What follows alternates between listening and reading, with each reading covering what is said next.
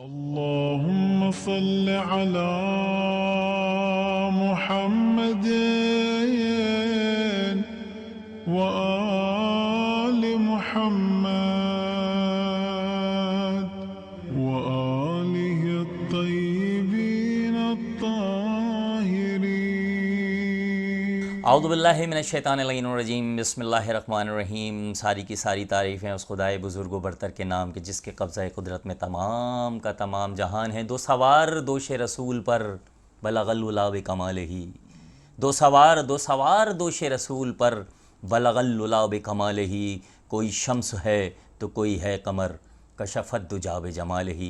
ہیں علی و فاطمہ خوش سیر حسنت جمیع خصالہ. ہیں تہ کسا شہ بحر و بر صلو علیہ وآلہ. آپ کا میزبان اطہر جعفری پروگرام تحفۃ الصائمین میں اپنے معزز مہمان عالم باوقار عالم باعمل لسان ملت مولانا محمد عون نقوی صاحب کے ہمراہ آپ کی خدمت میں حاضر ہے. قبلہ کچھ ممالک میں آج کل کے دور میں جب بچے 18 سال سے زیادہ ہو جاتے ہیں تو وہ اپنے والدین کو چھوڑ کر چلے جاتے ہیں.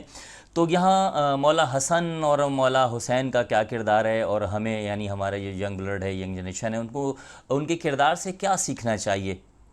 سبحان اللہ، بہت اچھا سوال ہے. امام حسن امام حسین علیہ السلام دو پھول ہیں اور گلدستہ رسالت کے پھول ہیں.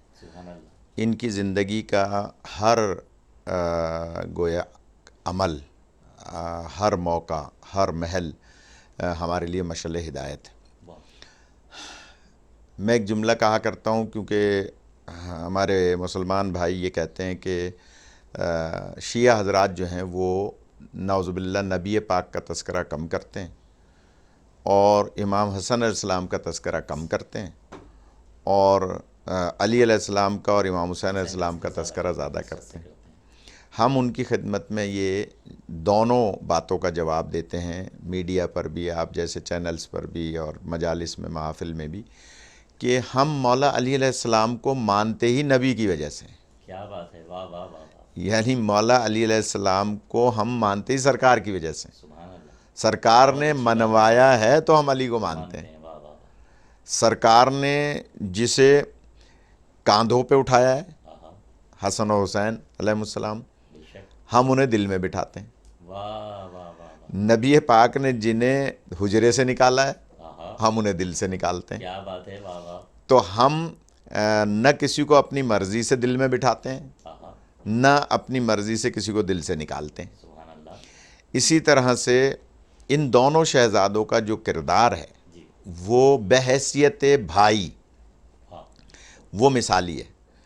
دوسری بات کا جواب یہ دوں گا کہ ہم امام حسن علیہ السلام کو امام حسین علیہ السلام کا بھی امام مانتے ہیں. سبحان اللہ. واہ واہ واہ واہ. کوئی یہ کہے کہ امام حسین علیہ السلام کو زیادہ مانتے ہیں اور امام حسن علیہ السلام کو کم مانتے ہیں. آپ دیکھیے نا، ان دونوں بھائیوں کا جو کردار ہمارے سامنے ہے اس کی مثالیں موجود ہیں. اور پھر امام حسن اور امام حسین علیہ السلام کے بیٹوں کا کردار جن کا سن جو ہے وہ انہی اعتبار سے پرکھا جائے گا جیسے آپ نے سوال کیا کہ جناب قاسم اور جناب علی اکبر میں کتنی محبت تھی. یہ محبت کیسے قائم ہوئی؟ یہ مولا حسن حسین کی وجہ سے قائم ہوئی. جناب عباس علیہ السلام کے جو ہے وہ جناب علی اکبر شاگرد ہیں، جناب قاسم شاگرد ہیں، اون محمد شاگرد ہیں. یہ کس طرح سے ایک دوسرے کا ادب کرتے ہیں، کس طرح سے بات کرتے ہیں. میں مثال دے رہا ہوں. دیکھا کہ ایک بزرگ صحابی غلط وضو کر رہے ہیں، دونوں شہزادے وہاں سے گزرے، دیکھا کہ غلط وضو کر رہے ہیں.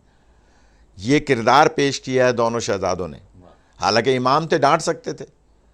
بزرگ صحابی ہو گئے، نانا کے صحابی ہو، نانا کے صحابی ہوتے ہوئے غلط وضو کر رہے ہو تو میں وضو اب تک نہیں آیا.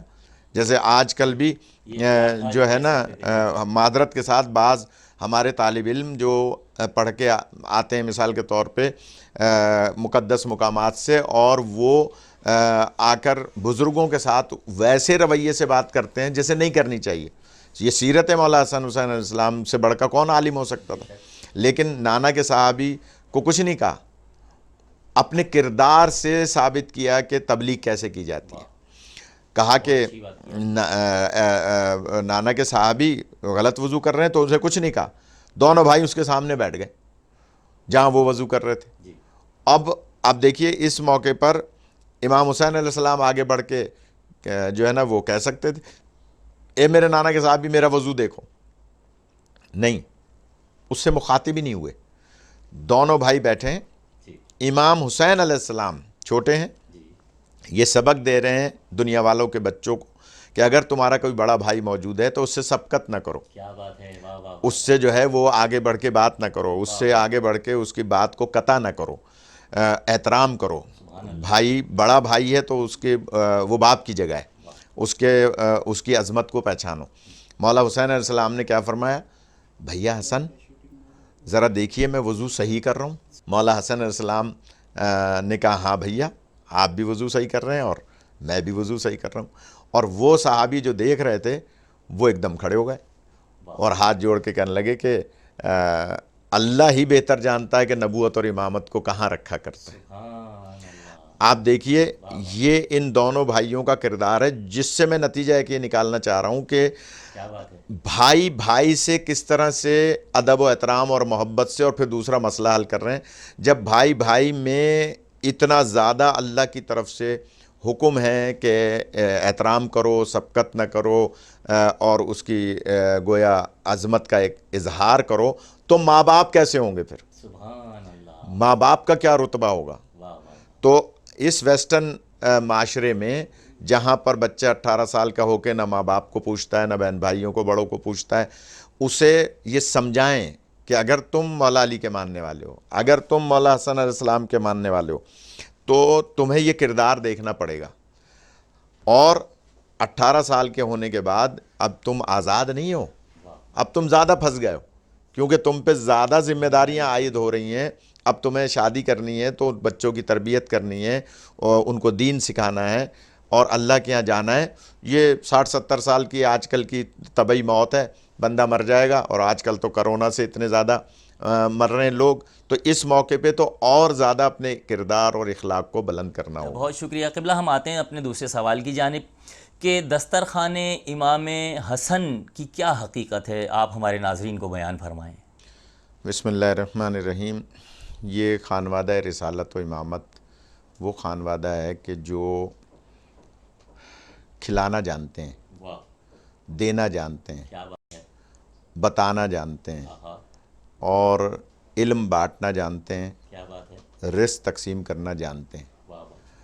یہ خانوادہ کسی سے سوال نہیں کرتا اور کسی سوال کے جواب میں لا نہیں کہتا۔ امام حسن علیہ السلام کی شخصیت جہاں بہت ساری انفرادیات امام میں پائی جاتی ہیں، وہاں ایک عجیب و غریب انفرادیت ہے، وہ ہے حضرت ابراہیم علیہ السلام سے لیا ہوا درس، کیونکہ جد اعلیٰ ہیں حضرت ابراہیم علیہ السلام۔ حضرت ابراہیم علیہ السلام کبھی بھی دسترخوان پر خالی اکیلے کھانا نہیں کھایا کرتے تھے جب تک کہ کوئی ان کا مہمان موجود نہ ہو، بغیر مہمان کے کبھی کھانا نہیں کھاتے تھے۔ اور میں اپنے سننے والوں کی خدمت میں عرض کروں گا کہ آپ کسی کے گھر گئے اور کوئی فروٹ، کوئی مٹھائی، کوئی چیز تحفے میں آپ ساتھ لے گئے، تو اگلا اخلاقاً مروتاً یہ کہتا ہے ارے اس کی کیا ضرورت تھی، آپ یہ کیوں لے آئے، آپ کیوں تکلف کیا، آپ اپنے ہی تو گھر آ رہے تھے۔ بس یہیں پر غلطی ہے، جو یہ جملہ کہتے ہیں نا کہ آپ اپنے ہی تو گھر آ رہے تھے، یعنی یہ آپ ہی کا تو گھر ہے، یہیں وہ کہنے والا غلطی کر رہا ہے۔ کیوں؟ اپنے ہی گھر خالی ہاتھ جانا یہ انبیاء علیہ السلام کی سنت کے خلاف ہے۔ یعنی آپ اپنے گھر بھی جا رہے ہیں نا، مثال کے طور پہ جاب سے آپ اپنے گھر آئے، آپ کسی سفر سے اپنے گھر آئے، آپ کسی پروگرام سے اپنے گھر آئے، آپ اگر اپنے گھر خالی ہاتھ آ رہے ہیں اپنے گھر، تو یہ جو ہے وہ سنت انبیاء کے خلاف ہے۔ حضرت ابراہیم علیہ السلام ہمیشہ اپنے بھی گھر جاتے تھے، بی بی سارہ کے گھر یا بی بی ہاجرہ کے گھر، تو آپ کچھ نہ کچھ لے کے جاتے تھے، یعنی خالی ہاتھ اپنے گھر نہیں جاتے تھے۔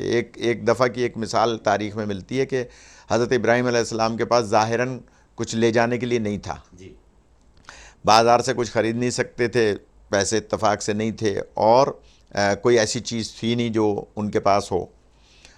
تو گھر میں داخل ہونے سے پہلے شش و پنج میں تھے. اللہ کی بارگاہ میں سوال کر رہے تھے, یا اللہ میں کبھی خالی ہاتھ گھر نہیں گیا, آج میں کیسے خالی ہاتھ گھر جاؤں. آواز قدرت آئی کہ آپ جو باہر نکلیں اور میدان میں, ظاہر ہے وہاں اتنی آبادی ہوتی نہیں تھی, تو جو ہے ریت, مٹی, ریت, وہ اپنے اس جو آپ کے کاندھے پہ کپڑا پڑا ہے اس میں ڈال کے اور باندھ لیں, اور کاندھے پہ رکھ کے اس طرح سے لے جائیں, گویا گھر والے یہ سمجھیں گے کہ بھئی کچھ لائے ہیں. ظاہر ہے کہ اس زمانے میں یہ شاپرس کے اور اس قسم کے انتظامات تو نہیں ہوتے تھے, تو لوگ رومال ساتھ ہوتا, اسی کو مختلف طریقوں سے استعمال کیا جاتا تھا. اس لیے یہ سنت ہے, رومال کاندھے پہ رکھنا, سر کو خالی نہ رکھنا, یہ سنت ہے. تو آپ وہ ریت باندھ کے ایک گویا تھیلا بنا کے اپنے اس کپڑے سے اس جو رومال تھا اور گھر میں تشریف لے گئے. گھر میں پہنچے, اتار کے رکھ دیا. ظاہر ہے کہ بی بی ہاجرہ نے سمجھا کہ کچھ لائے ہیں. تھوڑی دیر کے بعد بی بی نے اس کو کھولا. اب آپ دیکھیے کہ اگر آپ اپنے بچوں کے لیے کچھ لے جانے کی نیت کریں تو اسباب اللہ فراہم کرتا ہے. آپ ریت لے کر جا رہے ہیں, لیکن جب کھولا تو ستو تھا. یعنی وہ ستو تھا, گویا اللہ نے اپنے گویا معجزے سے, اپنے حکم سے اس کو کن فیکون کے مالک نے اس کو ریت کو ستو بنا دیا. تو یہاں سے ہمیں سبق ملتا ہے کہ آپ اپنے گھر بھی جائیں تو لے جانے کی نیت کریں, اللہ سبب بنائے گا. تو عرض یہ ہے کہ امام حسن علیہ السلام کا دسترخوان مشہور تھا. دسترخوان آج بھی مشہور ہے, اور اس دسترخوان کی بڑی فضیلت ہے. میں اپنے سننے والوں کی خدمت میں عرض کروں گا, آپ کا مالی حوالے سے کوئی پریشانی ہے, کیونکہ ان ممالک میں جہاں یہ زیادہ دیکھا جائے گا پروگرام, وہاں جاب کے بڑے مسائل ہیں. بندہ صبح جاب پہ جاتا ہے, اسے نہیں پتہ ہوتا کہ میں شام کو آؤں گا تو میری کل جاب ہوگی یا نہیں. وہاں اس قسم کے مسائل ہیں اور اسے پتہ نہیں ہوتا. تو میں ان ممالک کے رہنے والوں کی خدمت میں عرض کروں گا کہ آپ اپنی جاب کے تسلسل کے لیے امام حسن علیہ السلام کے دسترخوان کا تسلسل اپنے یہاں رکھیں. کم سے کم سالانہ رکھیں, ماہانہ رکھیں, شش ماہہ رکھیں, سہ ماہہ رکھیں. تو امام حسن علیہ السلام کا دسترخوان مدینے میں آج بھی جاری ہے.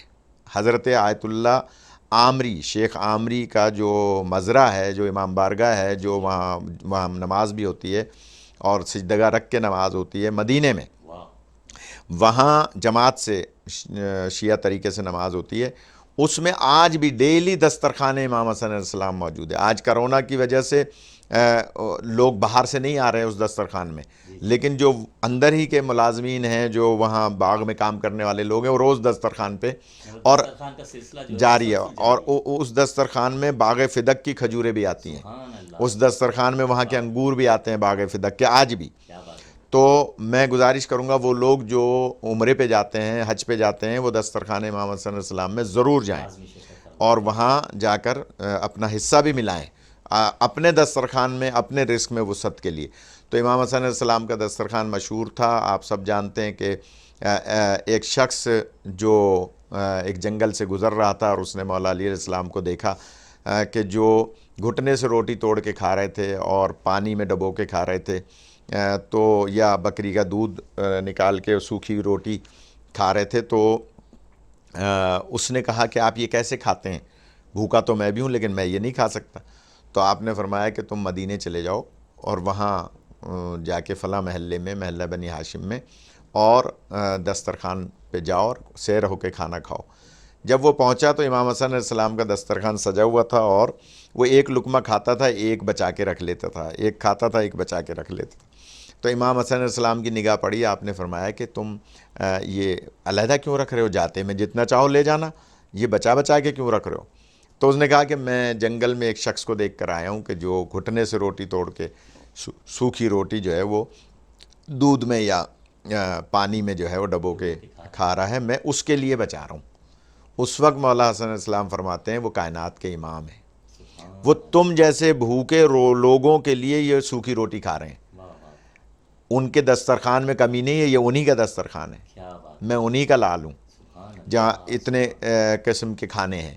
لیکن کیونکہ وہ امام وقت ہیں, اس وقت وہ امام ہیں, ان کی رعیت میں اگر کوئی بھوکا سو جائے گا تو اللہ ان سے سوال کرے گا کہ تمہارے ہوتے ہوئے یہ بھوکا کیسے رہا. اس لیے وہ سوکھی روٹی کھا رہے ہیں کہ تم جیسے لوگ بھوکے نہ رہیں.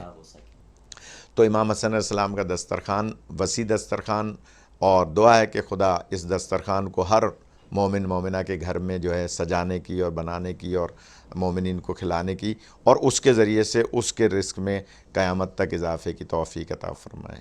بہت شکریہ قبلہ.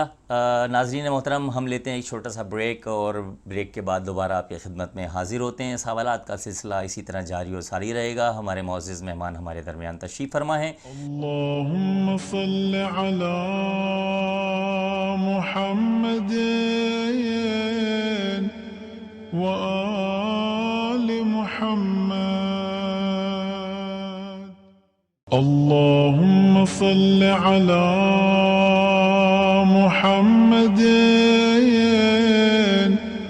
وآل محمد. ناظرین, میں اطہر جعفری بریک کے بعد دوبارہ آپ کی خدمت میں حاضر ہوں اپنے معزز مہمان کے ہمراہ. آئیے ہم اپنے معزز مہمان کی جانب چلتے ہیں اور سوالات کا سلسلہ جہاں ہم نے روکا تھا وہیں سے اس کا آغاز کرتے ہیں. قبلہ السلام علیکم. قبلہ, امام حسن کی کثرت ازدواج کے بارے میں جو باتیں مشہور ہیں, جو بیانات ہو رہے ہیں, اس کے بارے میں آپ ہمارے ناظرین کو کچھ بتائیں اور اس پر کچھ روشنی ڈالیں, اپنے روحانی بیان سے مومن کے قلوب کو منور فرمائیں. بہت اچھا سوال ہے, اور یہ وہ لوگ بات کرتے ہیں جو دشمن اسلام ہیں, جنہوں نے ظاہراً کلمہ پڑھ لیا نبی کا لیکن دل سے نہیں پڑھا. یہ وہی لوگ ہیں کہ جو لا الہ الا اللہ محمد رسول اللہ کہتے ہیں کہ محمد اللہ کے رسول ہیں, عربی میں کہتے ہیں, اور اردو میں اس کا ترجمہ کرتے ہیں تھے. یعنی یہیں پر منافقت آ رہی ہے کہ جو یہ کہہ رہے ہیں کہ کلمہ پڑھتے ہوئے صبح ہی صبح ماں اٹھا رہی ہے بیٹا کلمہ پڑھو, اور وہ کلمہ پڑھ رہا ہے لا الہ الا اللہ محمد رسول اللہ, اور اردو میں کہہ رہا ہے کہ تھے, عربی میں کہہ رہا ہے کہ ہیں. یہ وہی لوگ ہیں جو مولا علی علیہ السلام پر اعتراضات کرتے ہیں کہ مولا علی علیہ السلام نے جو ہے وہ فاتح بدر و حنین ہوتے ہوئے اپنے گلے میں کیسے رسی ڈلوا لی. یہ وہی لوگ ہیں جو امام حسن علیہ السلام پر صلح کے حوالے سے جیسے پہلے بات ہوئی, اور پھر کہ جناب وہ تو ایک دن نعوذ باللہ شادی کرتے تھے, دوسرے دن چھوڑ دیتے تھے, دوسرے دن طلاق دے دیتے تھے. اس قسم کی باتیں وہی کر سکتے ہیں کہ جو نہ نبی کی معرفت رکھتے ہیں نہ امام حسن علیہ السلام کی معرفت رکھتے ہیں. جنت میں جانے کے خواہش مند ہوتے ہیں, جوانان جنت پر انگلی اٹھاتے ہیں. کیا بات ہے, واہ واہ واہ. اور کہتے ہیں ہم سے بڑا کون ہے جو ہم توحید پرست ہم جنت میں جائیں گے, توحید پرست ہم جو ہیں وہ اعلیٰ نعمات حاصل کریں گے. نہیں, اگر تاریخ اٹھا کے دیکھیں تو رسول پاک کی 11 سے 13 ازواج ہیں مختلف اوقات میں, ایک وقت میں 9 بھی ہیں, اور یہ حکم جو تھا 4 بیویوں والا یہ بعد میں نافذ ہوا. امام علی علیہ السلام کی 9 سے 11 ازواج ہیں مختلف اوقات میں, اور ان کا اور رسول پاک کا معاملہ ایک جیسا ہے. امام حسن علیہ السلام کی 7 سے 9 ازواج ہیں, 9 سے زیادہ کی کوئی روایت نہیں ہے, مختلف اوقات میں. امام حسن علیہ السلام کی مختلف اوقات میں. نبی اور علی علیہ السلام کا معاملہ جدا ہے, وہ احکامات بعد میں نافذ ہوئے ہیں. امام حسن علیہ السلام کی مختلف اوقات میں 9 ازواج ہیں, اور امام حسن علیہ السلام کی 9 ازواج میں سے اللہ نے آپ کو 8 بیٹے عطا فرمائے اور 7 بیٹیاں. 8 اور 7 15 اولادیں امام حسن علیہ السلام کی ہیں. تو یہ جو کثرت ازدواج کی بات ہے یہ بنو امیہ کی طرف سے گویا اسی طرح سے کہ امام حسن علیہ السلام جو ہیں وہ نعوذ باللہ جنگ نہیں کر سکتے تھے. اگر امام حسن علیہ السلام جنگ نہیں کر سکتے ہوتے تو آپ آئیں ذرا جنگ جمل میں امام حسن علیہ السلام کی جنگ دیکھیں. کیا بات ہے کہ امام حسن علیہ السلام اگر نہ ہوتے جنگ جمل میں تو اس کا مطلب یہ ہوا کہ وہ جنگ فتح نہ ہوتی. مولا علی کے ہوتے ہوئے امام حسن علیہ السلام کو بھیجا گیا تھا کہ جاؤ بیٹا. اسی طرح سے آپ دیکھیے کہ یہ جو کثرت ازدواج کی گویا ایک نعوذ باللہ الزام لگاتے ہیں، یہ صرف اور صرف توہین کرنے کے لیے، تکثیر کرنے کے لیے، ورنہ اس کی کوئی حقیقت نہیں ہے۔ بہت شکریہ قبلہ۔ ہم آج کے اس پروگرام کا آخری اور ایک بہت اہم سوال جو ہے وہ آپ کی طرف لا رہے ہیں۔ قبلہ، کربلا میں مولا حسن کا انتخاب خدا کی کیا مصلحت تھی کہ مولا حسن کا جو انتخاب ہے وہ کربلا معلیٰ کے لیے، کربلا کی جنگ کے لیے نہیں ہوا، بلکہ اس امتحان کے لیے مولا حسین کا انتخاب ہوا؟ تو آپ ہمارے ناظرین کو بیان فرمائیں۔ دیکھیے، یہ راز الہی ہے۔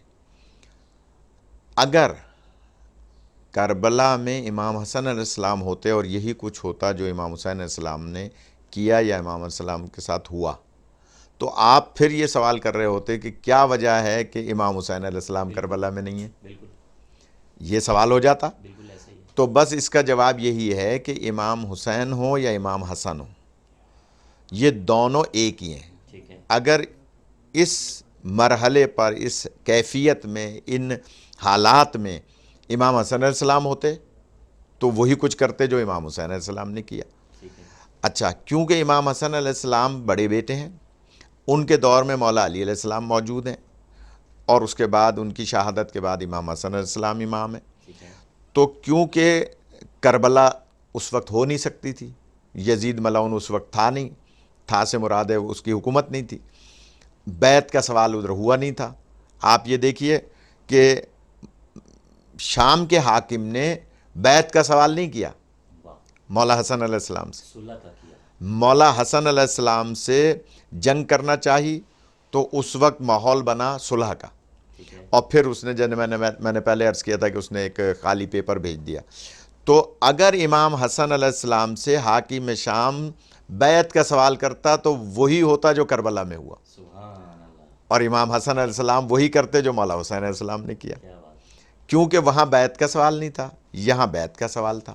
لہٰذا بیعت نہ امام حسن علیہ السلام کسی کی کر سکتے ہیں، نہ امام حسین علیہ السلام کر سکتے ہیں۔ لوگ بہت سے کہتے ہیں کہ یزید جیسے فاسق و فاجر کی کیسے بیعت کر سکتے تھے امام حسین علیہ السلام؟ تو میں یہ کہوں گا کہ اگر وہ نعوذ باللہ مومن کامل بھی ہوتا کیا بات ہے، تو بھی مولا حسین علیہ السلام اس کی بیعت نہ کرتے، بے شک، اس لیے کہ حق کسی کی بیعت کر لے تو زمین تہو بالا ہو جائے، بے شک۔ باطل کی بیعت کر لے تہو بالا ہو جائے۔ تو اگر خدا نہ خواستہ یزید مومن بھی ہوتا تو بھی مولا حسین علیہ السلام اس کی بیعت نہ کرتے، اس لیے کہ بیعت امام کی ہوتی ہے اور رعایا کی نہیں ہوتی۔ لہٰذا اگر بیعت کا سوال کرتا یہ شام کا حاکم تو وہی کچھ ہوتا امام حسن کے دور میں جو کربلا میں ہوا امام حسین علیہ السلام کے دور میں۔ قبلہ بہت شکریہ، ممنون ہیں، متشکر ہیں۔ ناظرین، ہم قائم ٹی وی کی جانب سے، آپ کے میزبان اطہر جعفری کی جانب سے واجب الاحترام قبلہ محمد عون محمد نقوی صاحب کا تہہ دل سے ممنون و متشکر ہوں کہ وہ اپنے قیمتی وقت میں سے وقت نکال کر آج بھی ہمارے درمیان تشریف لائے، ہمارے سوالات کا جواب دیا، ہمارے علم میں مزید اضافہ عطا فرمایا۔ شہزادی کونین ان کو خوش و خرم رکھے، اور اس دعا کے ساتھ کہ تمام دیکھنے والے، تمام سننے والوں کو جہاں جہاں مومنین و مومنات پریشان ہیں، پروردگار ان کی پریشانی کو دور فرمائے۔ آپ ہمیشہ خوش رہیں اور دیکھتے رہیں قائم ٹی وی۔ میزبان اطہر جعفری کو اجازت دیجیے۔ السلام علیکم، تحفہ عالی مدد۔ محمد وآل محمد وآله الطيبين الطاهرين. اللهم صل على محمد